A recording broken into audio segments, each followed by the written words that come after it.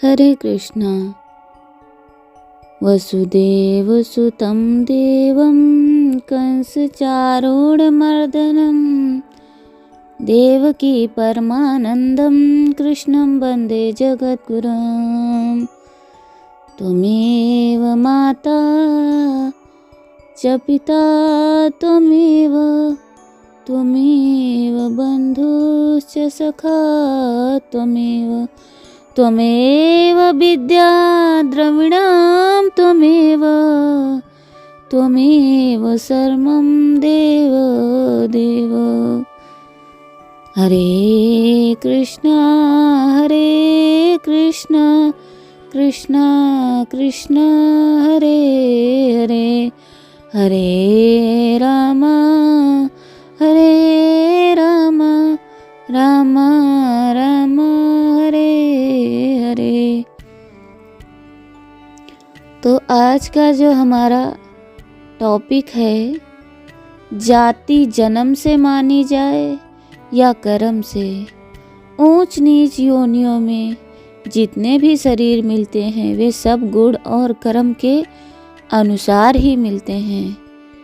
श्रीमद् भगवद गीता के 13 अध्याय के 14 अध्याय के श्लोकों में कहा गया, गुण और कर्म के अनुसार ही मनुष्य का जन्म होता है। इसीलिए मनुष्य की जाति जन्म से ही मानी जाती है। अतः स्थूल शरीर की दृष्टि से विवाह, भोजन आदि कर्म जन्म की प्रधानता से ही करने चाहिए, अर्थात अपनी जाति या वर्ण के अनुसार ही भोजन, विवाह आदि कर्म होने चाहिए। दूसरी बात, जिस प्राणी का सांसारिक भोग, धन, मान, आराम, सुख आदि का उद्देश्य रहता है, उसके लिए वर्ण के अनुसार कर्तव्य कर्म करना और वर्ण की मर्यादा से में चलना आवश्यक हो जाता है। यदि वह वर्ण की मर्यादा में नहीं चलता तो उसका पतन हो जाता है। वशिष्ठ स्मृति में लिखा है, आचार्यहीनं न पुनन्ति वेदा यद्यपधीता सह षड् ऋभुङ्गे छन्दायत्सेन मृत्यु काले त्याजन्ति नीडं शकुन्तायु जाति पक्षा। शिक्षा, कल्प, निरुक्त, छंद, व्याकरण और ज्योतिषी, इन 6 अंगों सहित अध्ययन किए हुए वेद भी आचारहीन पुरुषों को पवित्र नहीं करते। पंख पैदा होने पर पक्षी जैसे अपने घोंसले को छोड़ देता है, ऐसे ही मृत्यु समय में आचारहीन पुरुष को वेद छोड़ देते हैं। परंतु जिसका उद्देश्य केवल परमात्मा ही है, संसार के भोग आदि नहीं, उसके लिए सत्संग, स्वाध्याय, जप, ध्यान, कथा, कीर्तन, परस्पर विचार विनिमय आदि भगवत संबंधी काम मुख्य होते हैं। तात्पर्य है कि परमात्मा की प्राप्ति में प्राणी के पारमार्थिक भाव, आचरण आदि की मुख्यता है, जाति या वर्ण की नहीं। तीसरी बात, जिसका उद्देश्य परमात्मा की प्राप्ति का है, वह भगवत संबंधी कार्यों को मुख्यता से करते हुए भी वर्ण आश्रम के अनुसार अपने कर्तव्य कर्मों को पूजन वृद्धि से केवल भगवत प्रीत्यर्थ ही करता है। इसीलिए भगवान ने कहा, यतः प्रवृत्ति भूतानां येन सर्वमिदं ततं स्वकर्मणा तम अभस्य सिद्धिं विदन्ति मानवः। श्रीमद् भगवद गीता के 18 अध्याय के 46 श्लोक में भगवान ने क्या कहा? इस श्लोक में भगवान ने बड़ी श्रेष्ठ बात बताई है कि जिससे संपूर्ण संसार पैदा हुआ है और जिससे संपूर्ण संसार व्याप्त है, उस परमात्मा का ही लक्ष्य रखकर उसके प्रत्यर्थ ही पूजन रूप से अपने वर्ण के अनुसार कर्म किए जाएं। इससे मनुष्य मात्र का अधिकार है। देवता, असुर, पशु, पक्षी आदि का स्वतः अधिकार नहीं है। परंतु अधिकार नहीं है।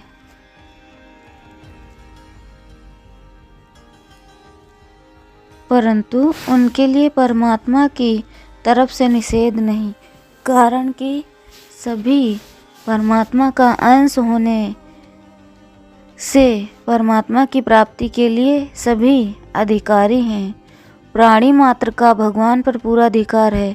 इससे भी यह सिद्ध होता है कि आपस के व्यवहार में अर्थात रोटी बेटी और शरीर आदि के साथ बर्ताव करने में तो जन्म की प्रधानता है और परमात्मा की प्राप्ति में भाव विवेक और कर्म की प्रधानता है।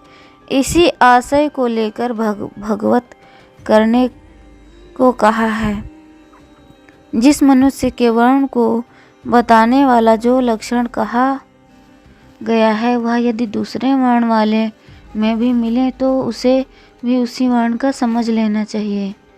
श्रीमद् भगवत गीता के 7वें अध्याय का 11वें श्लोक और 35 श्लोक में का अभिप्राय है कि ब्राह्मण के सम दम आदि जितने लक्षण हैं वे लक्षण या गुण स्वाभाविक ही किसी में हो तो जन्म मात्र से नीच होने पर भी उसको नीचा नहीं मानना चाहिए। ऐसे ही महाभारत में युधिष्ठिर और नहुस के संवाद में आया कि जो शूद्र आचरणों में श्रेष्ठ हैं उस शूद्र को शूद्र नहीं मानना चाहिए और जो ब्राह्मणोचित कर्मों से रहित हैं उस ब्राह्मण को ब्राह्मण नहीं मानना चाहिए। अर्थात वहाँ कर्मों की प्रधानता ली गई है, जन्म की नहीं। महाभारत वन पर्व में शास्त्रों में जो ऐसे वचन आते हैं उन सब का तात्पर्य है कि कोई भी नीच वर्ण वाला साधारण से साधारण मनुष्य अपनी पारमार्थिक उन्नति कर सकता है, इससे संदेह की कोई बात नहीं। इतना ही नहीं, वह उसी वर्ण में रहता हुआ साम दाम सम दम आदि जो सामान्य धर्म है उनका सांगोपांग पालन करता हुआ अपनी श्रेष्ठता को प्रकट कर सकता है। जन्म को पूर्व कर्मों के अनुसार हुआ है। सती मूले तद्विपाको जात्यायो भूर्गगः योग दर्शन में इसमें यह बेचारा क्या कर सकता है, परंतु वही नीच वर्ण में रहकर वह अपनी नई उन्नति कर सकता है। उस नई उन्नति में प्रोत्साहित करने के लिए ही शास्त्र वचनों का आशय मालूम देता है कि नीच वर्णमाला भी नई उन्नति करने में हिम्मत न हारे। जो ऊंचे वर्ण वाला होकर भी वर्णोचित काम नहीं करता उसको भी अपने वर्णोचित काम करने के लिए शास्त्रों में प्रोत्साहित किया गया है। जैसे ब्राह्मणस्य ही देवहयम शूद्र कामाय नेष्यते श्रीमद् भगवत गीता के 11वें अध्याय के 17 और 42 श्लोक में जिन ब्राह्मणों का खान पान आचरण सर्वथा भ्रष्ट है उन ब्राह्मणों का वचन मात्र से भी आदर नहीं करना चाहिए। ऐसा स्मृति में आया है, मनुस्मृति में। परंतु जिनके आचरण श्रेष्ठ हैं, जो भगवान के भक्त हैं, उन ब्राह्मणों की भागवत आदि पुराणों में और महाभारत रामायण आदि इतिहास ग्रंथों में बहुत महिमा गाई गई है। भगवान का भक्त चाहे कितनी ही नीची जाति का क्यों न हो, वह भक्तिहीन विद्वान ब्राह्मणों से श्रेष्ठ है। श्रीमद् भगवत गीता के 3 अध्याय के 33 श्लोक में कहा गया है, अहो वह चांडाल भी सर्वश्रेष्ठ है जिसकी जीभ के अग्रभाग पर आपका नाम विराजता है। जो सर्वश्रेष्ठ पुरुष आपका नाम उच्चारण करते हैं उन्होंने तप, हवन, तीर्थ स्थान, सदाचार का पालन और वेद अध्ययन सब कुछ कर लिया। श्रीमद् भगवत गीता के 7वें अध्याय के 9वें श्लोक में और 10 श्लोक में मेरी समझ से यह 12 गुणों से युक्त ब्राह्मण भी यदि भगवान कमलनाभ के चरण कमलों से विमुख हो तो वह चांडाल श्रेष्ठ है जिसने अपने मन, वचन, कर्म, धन, प्राणों को भगवान को अर्पण कर दिया है। क्योंकि वह चांडाल तो अपने कुल तक को पवित्र कर देता है, परंतु बड़प्पन का अभिमान रखने वाला भगवत विहीन मुख ब्राह्मण अपने आप को पवित्र नहीं कर सकता। पद्म पुराण में कहा गया, हरि भक्ति में लीन रहने वाला चांडाल भी मुनि से श्रेष्ठ है, और हरि भक्ति में से रहित ब्राह्मण चांडाल से भी अधम है। ब्रह्म वैवर्त पुराण में कहा गया, अवैष्णव ब्राह्मण से वैष्णव चांडाल श्रेष्ठ है, क्योंकि वह वैष्णव चांडाल अपने बंधु गणों सहित भव बंधन से मुक्त हो जाता है और अवैष्णव ब्राह्मण नरक में पड़ता है। महाभारत में कहा गया है, ना शूद्रा भगवत भक्ता विप्र भागवतः स्मृतः सर्ववर्षेषु ते शूद्रा ये होया भक्ता जनार्दने। यदि भगवत भक्त शूद्र है तो वह शूद्र नहीं, परम श्रेष्ठ ब्राह्मण है। वास्तव में सभी वर्णों में शूद्र वही है जो भगवान की भक्ति से रहित है। ब्राह्मण को विराट रूप, भगवान का मुख, क्षत्रिय को हाथ, वैश्य को उरु, मध्य भाग और शूद्र को पैर बताया गया है। ब्राह्मण को मुख बताने का तात्पर्य है कि उनके पास ज्ञान का संग्रह है, इसीलिए चारों वर्णों को पढ़ना, अच्छी तरह शिक्षा देना और उपदेश देना, उपदेश सुनाना यह मुख का ही काम है। इस दृष्टि से ब्राह्मण ऊंचे माने गए। क्षत्रिय को अपने हाथ बताने का तात्पर्य है कि वे चारों वर्णों की शत्रुओं से रक्षा करते हैं। रक्षा करना मुख्य रूप से हाथों का ही काम है। जैसे शरीर में फोड़ा फुंसी आदि हो जाए तो हाथों से ही रक्षा की जाती है। शरीर पर चोट आती है तो रक्षा के लिए हाथ ही आड़ देते हैं और अपनी रक्षा के लिए दूसरों पर हाथों से ही चोट पहुंचाई जाती है।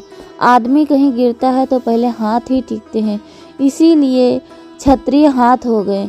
अराजकता फैल जाने पर जो जन धन आदि की रक्षा चारों वर्णों का धर्म हो जाता है। वैश्य को मध्य भाग कहने का तात्पर्य है, जैसे पेट में अन्न, जल, औषध आदि डाले जाते हैं तो उनमें शरीर के संपूर्ण अवयवों की खुराक मिलती है और सभी अवयव पुष्ट होते हैं। ऐसे ही वस्तुओं का संग्रह करना, उनका यातायात करना, जहाँ जिस चीज़ की कमी हो वहाँ पहुँचाना, प्रजा को किसी चीज़ का अभाव न होने देना वैश्य का काम है। पेट में अन्न जल का संग्रह सब शरीर के लिए होता है और साथ में पेट की पुष्टि मिल जाती है, क्योंकि मनुष्य केवल पेट के लिए पेट नहीं भरता। ऐसे ही वैसे केवल दूसरों के लिए संग्रह करे, केवल अपने लिए ही नहीं, वह ब्राह्मण आदि को दान देता है, क्षत्रियों को टैक्स देता है, अपना पालन करता है और शूद्रों को मेहनताना देता है। इस प्रकार वह सबका पालन करता है। यदि वह संग्रह नहीं करेगा, कृषि, गौरक्षा और वाणिज्य नहीं करेगा तो क्या देगा। शूद्र को चरण बताने का तात्पर्य है कि जैसे चरण सारे शरीर को उठाए फिरते हैं और पूरे शरीर की सेवा चरणों से ही होती है, ऐसे ही सेवा के आधार पर ही चारों वर्ण चलते हैं। शूद्र अपने सेवा कर्म के द्वारा सबके आवश्यक कार्य की पूर्ति करता है। उपयुक्त विवेचन में एक ध्यान देने की बात है कि गीता में चारों वर्णों के उन स्वाभाविक कर्मों का वर्णन है जो कर्म स्वतः होते हैं, अर्थात उनको करने में अधिक परिश्रम नहीं पड़ता।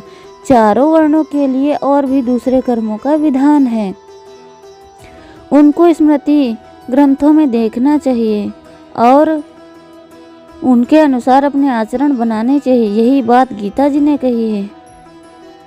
तस्मात् छन्नस्त्रं प्रमाणं ते कार्याकार्यं व्यवस्थितो ज्ञात्वा शस्त्र विधानोक्तम कर्म कर्तुम महर्षि।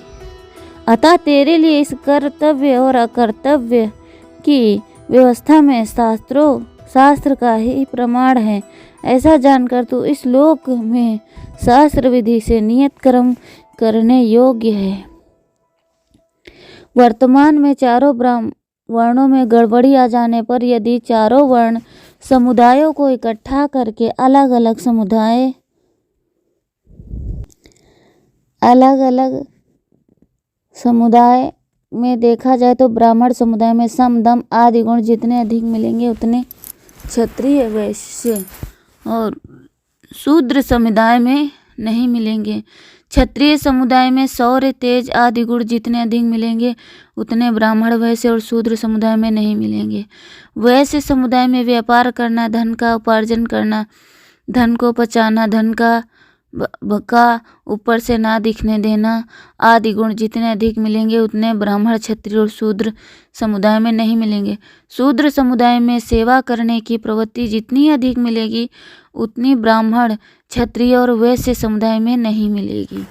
तात्पर्य यह है कि आज सभी वर्ण मर्यादा रहित और उच्च श्रृंखल पर उच्च श्रृंखल होने पर भी उनमें स्वभावज कर्म और समुदायों में विशेषता से देखने में आते हैं। अर्थात यह चीज़ व्यक्तिगत न दिखकर समुदायगत देखने में आती है। जो लोग शास्त्र के गहरे रहस्य को नहीं जानते वे कह देते हैं कि ब्राह्मणों के हाथ में कलम रही इसीलिए उन्होंने ब्राह्मण सब सर्वश्रेष्ठ हैं, ऐसा लिखकर ब्राह्मणों को सर्वोच्च कह दिया। जिनके पास राज्य था उन्होंने ब्राह्मणों से कहा, क्यों महाराज, हम लोग कुछ नहीं है क्या?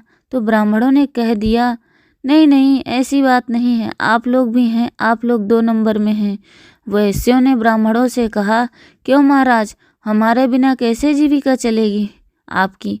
ब्राह्मणों ने कहा, हाँ हाँ, आप लोग 3 नंबर में हैं। जिनके पास न राज्य था न धन था वे ऊंचे उठने लगे। तो ब्राह्मणों ने कह दिया, आपके भाग्य में राज और धन लिखा नहीं है, आप लोग तो इन ब्राह्मणों, क्षत्रियों और वैश्यों की सेवा करो, इसीलिए 4 नंबर में आप लोग हैं। इस तरह सबको भुलावे में डालकर विद्या, राज, धन के प्रभाव से अपनी एकता करके 4थे वर्ण को पद दलित कर दिया है। यह लिखने वाले का अपना स्वार्थ और अभिमान ही है। इसका समाधान यह है कि ब्राह्मणों ने कहीं भी अपने ब्राह्मण धर्म के लिए ऐसा नहीं लिखा कि ब्राह्मण सर्वोपरि है, इसीलिए उनको बड़े आराम से रहना चाहिए, धन संपत्ति से युक्त होकर मौज करनी चाहिए इत्यादि। प्रत्युत ब्राह्मणों के लिए ऐसा लिखा है कि उनको त्याग करना चाहिए, कष्ट सहना चाहिए, तपश्चर्या करनी चाहिए। गृहस्थ में रहते हुए उनको धन संग्रह नहीं करना चाहिए, अन्न का संग्रह भी थोड़ा ही होना चाहिए। कुंभी धान्य अर्थात एक घड़ा भरा हुआ अनाज हो, लौकिक भोगों में आसक्ति नहीं होनी चाहिए और जीवन निर्वाह के लिए किसी से दान भी लिया जाए तो उसका काम करके अर्थात यज्ञ, होम, जप, पाठ आदि करके ही लेना चाहिए। गोदान आदि लिया जाए तो उसका प्रायश्चित करना चाहिए। किंतु आज के समय में क्या देखा जाता है कि ब्राह्मण इतनी अपनी डिमांड करते जाएंगे कि ये भी दान करो, वो भी दान करो।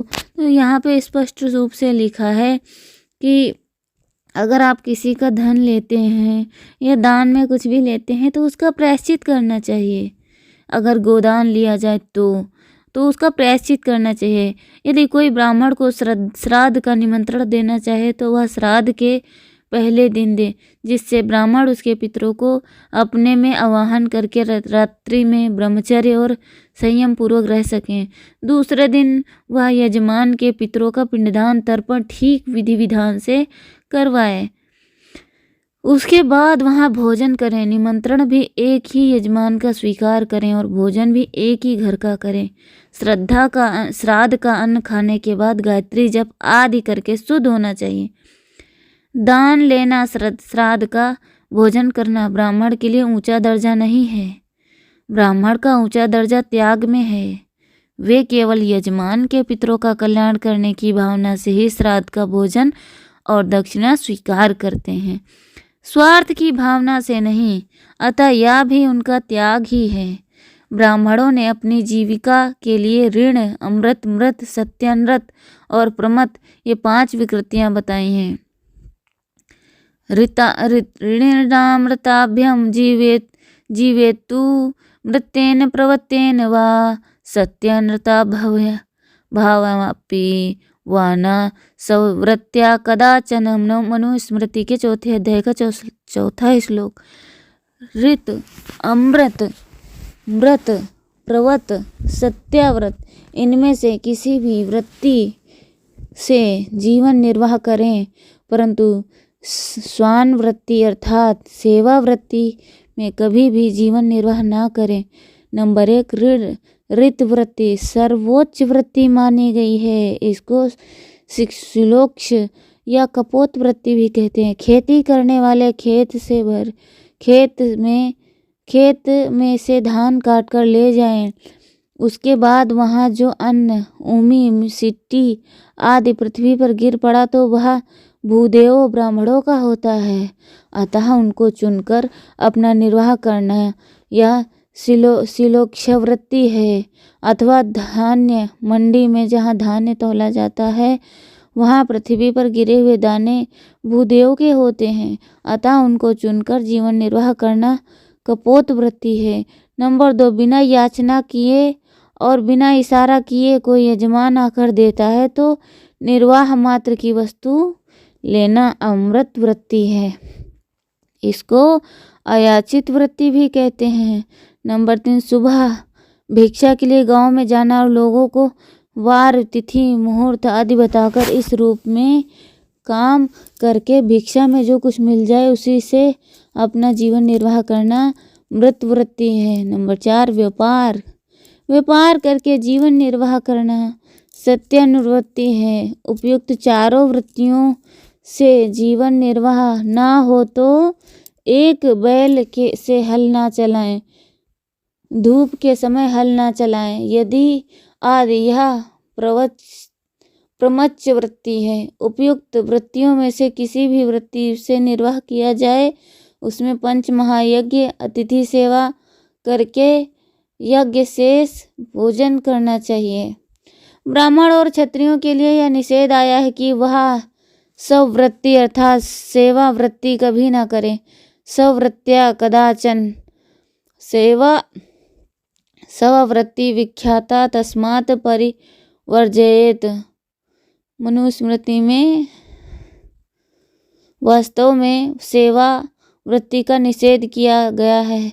सेवा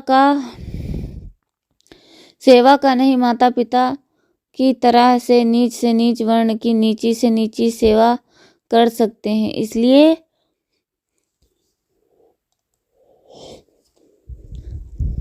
इसलिए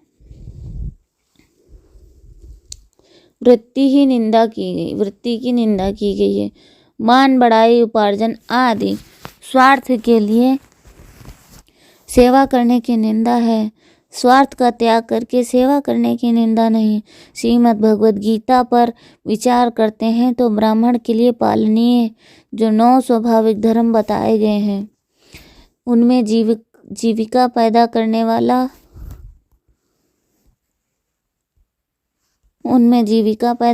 वाला एक भी धर्म नहीं है। क्षत्रिय के लिए 7 स्वाभाविक धर्म बताए गए हैं, उनमें से युद्ध करना, शासन करना, ये 2 धर्म हैं।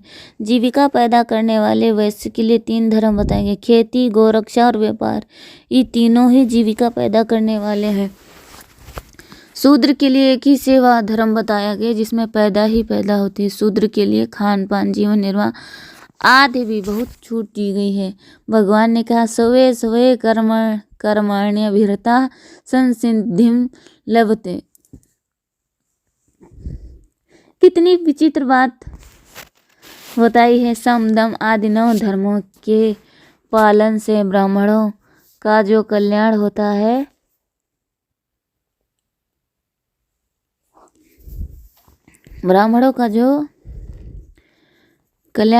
वही कल्याण शौर्य, तेज आदि 7 धर्मों के पालन से क्षत्रिय का होता है। वही कल्याण खेती, गौरक्षा, व्यापार के पालन से वैश्य का कल्याण होता है। वही कल्याण केवल सेवा करने से शूद्र का होता है।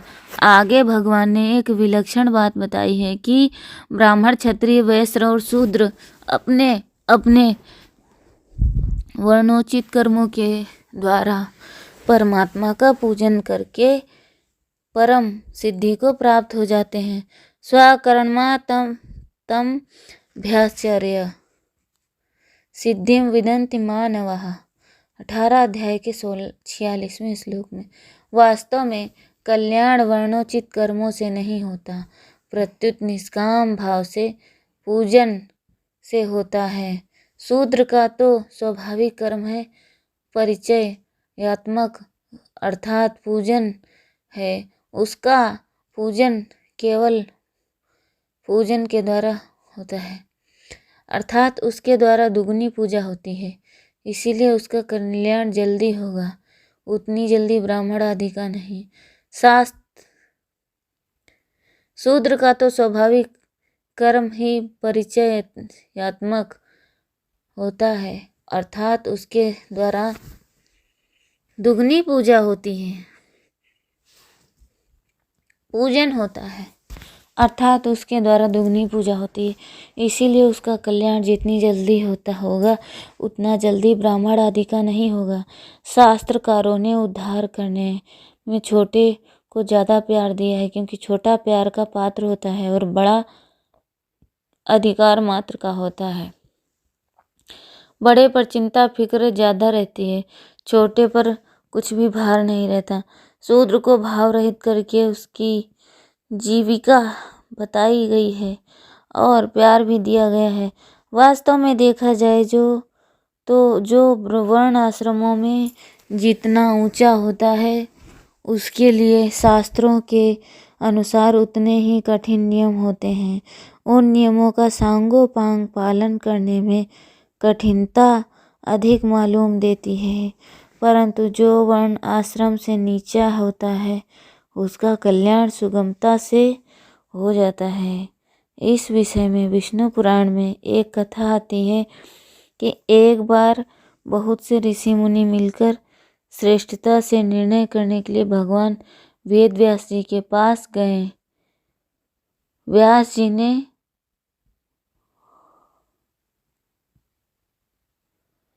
सोचने की बात है, जो अपने स्वधर्म का काम करता है वह समाज और संसार में आदर का पात्र नहीं होता, समाज में नहीं, घर में भी नहीं। व्यक्ति पेटू और चट्टू होता है, उसकी दूसरी निंदा करते हैं। ब्राह्मणों ने स्वार्थ त्याग ही बताया है। सात्विक मनुष्य अपनी प्रशंसा नहीं करते, प्रत्युत दूसरों की प्रशंसा, दूसरों का आदर देखकर करते हैं। तात्पर्य कि ब्राह्मणों ने कभी अपना स्वार्थ अभिमान की बात नहीं कही। वे स्वार्थ और अभिमान की बात कहते हैं तो वे इतने आदरणीय नहीं हो सकते। संसार में और शास्त्र में आदर ना पाते वो जो आदर पाते हैं और त्याग से ही पाते हैं। इस प्रकार मनुष्य के शास्त्रों का गहरा चातुर्वर्ण्य गीता इस पर